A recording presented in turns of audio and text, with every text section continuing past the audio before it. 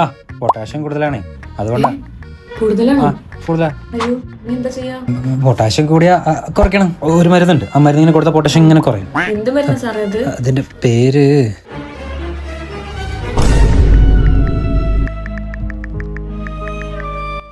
കിട്ടുന്നില്ലല്ലോ. ഒന്ന് പുറത്തോട്ട് ഇരിക്കാവോ? അതെന്തിനാ സാറേ? ECG എടുക്കാൻ. അതെ, പൊട്ടാഷ്യം കൂടി ECG എടുക്കണം. ശരി സാർ, നോക്കിയിട്ട് പിന്നെ വിളിക്കണേ. പുറത്തിരിക്കണേ പോരുത് കേട്ടോ. It's very complicated. അതുകൊണ്ടാട്ടോ, വേറെ തോന്നല്ലേ.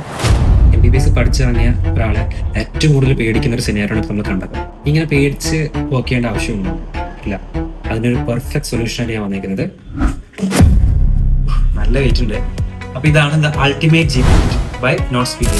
ഞാനത് ഓൾമോസ്റ്റ് വായിച്ചു നോക്കി. ഇതിനകത്ത് യൂസ് ചെയ്തിരിക്കുന്ന കംപ്ലീറ്റ് ഡാറ്റാസും റിലയബിളും ജെന്യൂനും ആണ് എന്ന് എനിക്ക് മനസ്സിലായി. അതിന്റെ മെയിൻ എവിഡൻസ് ആണ് GINAയുടെ ആസ്മ ഗൈഡ്ലൈൻസ് 2026.